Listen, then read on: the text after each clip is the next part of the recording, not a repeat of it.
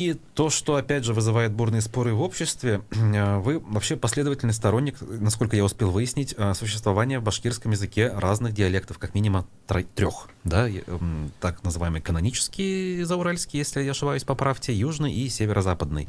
Именно северо-западный чаще всего вопросы вызывает. В этом году в апреле был диктант, где в том числе был диктант на северо-западном диалекте. Ну, напомню тем, кто, может быть, не знает, кто-то говорит, что этот самый северо-западный диалект — это вовсе не он, а татарский язык литературный. И, соответственно, зачем выдумывать его, если его не существует? Вот примерно так, в грубой форме, это все звучит. Что вы на этот счет думаете?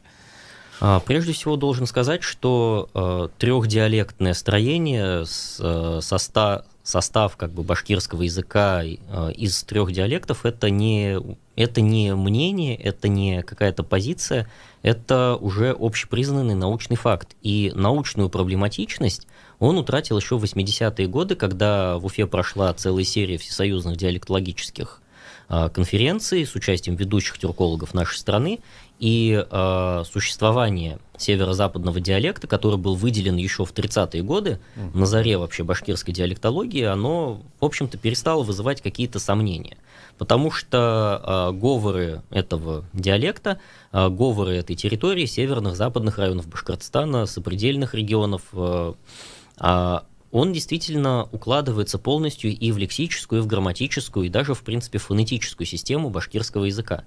То есть, если мы посмотрим на грамматику северо-западного диалекта, то морфологические показатели, то есть то, как меняются слова, то, как они выстраиваются и так далее, они, в принципе, не имеют какого-то своеобразия в сравнении с южным диалектом башкирского языка, то есть по морфологии северо-западный — это продолжение южного. То есть не татарского? Про татарский мы скажем еще отдельно. Ага. Я к чему просто клоню? Просто вам кто-то скажет, вот типа я татарин из Казани, я понимаю хорошо тот язык, который на северо-западе Башкирии, и он точно такой же. Да, вот примерно так. Ну, собственно, я могу сказать, что я прекрасно понимаю татарина из Казани, и, соответственно, это башкирский. И мы оба будем в равной мере неправы. Собственно, почему? Потому что, закончу, собственно, про лингвистические характеристики северо-западного диалекта. То есть грамматика его, она южная, башкирская. В плане лексики, собственно, тюркские языки Урала-Поволжья, они вообще, в принципе, довольно мало отличаются друг от друга в лексическом плане, но пласт особенных диалектизмов, которые вот присущи именно северо-западному диалекту, он связями пронизан вообще с говорами северной части ареала проживания башкир, то есть с говорами башкир северо-востока Башкортостана, дальше Челябинско-Курганской области. То есть получается такая двойная сеть связей, которая делает этот диалект практически невыделимым из общей массы башкирского языка, общей массы территориальных говоров, территориальных вариантов башкирского. Он отличается только по фонетике, то есть по звуковому строю. При этом все говоры северо-западного диалекта в той или иной мере они демонстрируют вот те процессы, которые привели к образованию восточного диалекта, к образованию южного, то есть к образованию тех вариантов, которые были положены в литературный язык. То есть переход общетюркского «с» в межзубную «th» и оттуда в «х», он там начался. Переход «ч» общетюркского через мягкую шипящую в «с», он тоже начался, он прослеживается. Переход общетюркских «з» и «д» в межзубную «д», он тоже там фиксируется. То есть в конечном итоге все говоры северо-западного диалекта, они показывают те фонетические процессы, которые характерны для башкирского языка в целом.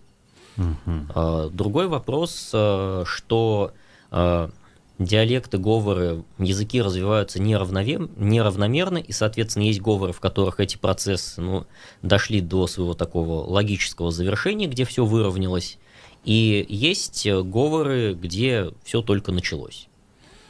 С другой стороны, когда производится атрибуция диалектов, это общее такое диалектологическое правило для российской науки. Дело в том, что в народном таком сознании, в обыденном сознании языковая самоидентификация, она не развита. она в обыденном сознании не присутствует. Ну, она может присутствовать в ключе, что мы говорим по-своему, а они по-ихнему. Да, примерно так. Вот. И, соответственно, в случае, когда атрибуция конкретного говора, конкретного диалекта вызывает проблемы, она проводится по этнической самоидентификации тех, кто на нем говорит. Очень яркий пример – это демаркация в 60-е годы русско-белорусской диалектной границы, которая была проведена по границам теперь уже стран. Потому что на одной стороне люди считают себя русскими, на другой – белорусами, хотя говорят на одном языке. Что касается северо-запада Башкирии, то в конце XIX века первая российская перепись населения 1897 года показала самый высокий процент владения башкирским языком в Бирском уезде и в Белебеевском, то есть как раз на северо-западе. Ну, то есть люди определяли свою идентичность, и переписчики определяли свою языковую идентичность по идентичности этнической и национальной. То есть я башкир, значит, я говорю по-башкирски. Вот. И, соответственно, и в 50-е годы вот это соотношение, оно сохранялось, и, соответственно, если мы видим этнических башкир, которые говорят на своем родном языке, унаследованном от предков, то мы должны классифицировать это как башкирский язык. Логично. Что касается татарского литературного языка, то он действительно кодифицирован на основе, уже в советское время, на основе городского говора Казани. И да, действительно, междиалектные связи, они очень сильны, но, опять же, каков их генезис? Известно, что жители нынешнего Татарстана до 15 века говорили на языке палеотюркском, на языке чувашского типа, оставили после себя очень много эпитафий, и только в Казанском ханстве образовался тот идиом, который мы сейчас называем татарским языком. Под влиянием переселенцев-чингизидов и под влиянием их дружин, то есть переселенцев из Крыма, из Сибири, из Ногайской Орды, большого количества башкир.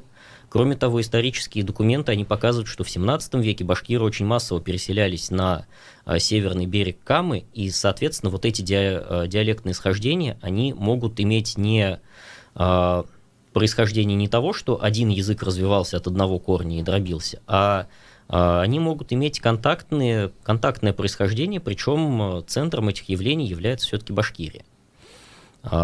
И да, действительно, я считаю, что исследовать оба языка, башкирский и татарский, всю их систему надо вместе, причем снимая вот эти вот политизированные клише, и это прежде всего должно касаться на самом деле казанских коллег, которые стремятся упорно не замечать того, что исторические источники, данные переписи и даже реально действующая идентичность, она продолжает оставаться башкирской. Ну, а вот есть все-таки люди, я вот на примере своего общения могу сказать, что они вот живут на северо-западе и все-таки считают себя, ну, не уверенно, но так скорее татарами, что ли. Вот как? Они ошибаются или это просто отдельный случай, который не показатель? Люди имеют право считать себя кем угодно. То есть вмешиваться в то, кем люди себя считают, совершенно нельзя, но вот переписи показывают, что на северо-западе проживает порядка 330 тысяч людей, называющих себя башкирами.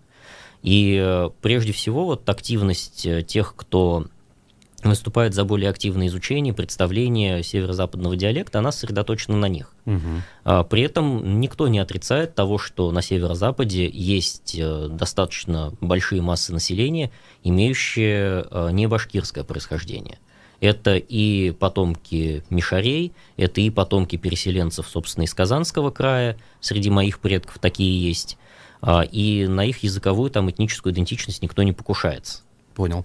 Смотрите, а вот все-таки возвращаясь к северо-западному диалекту именно башкирского языка и к башкирскому южному, скажем, у нас есть все-таки некий такой канонический язык, ну, скажем так, в официальной журналистике, да, когда вот мы слышим новости на башкирском языке, мы слышим их на конкретном южном башкирском языке.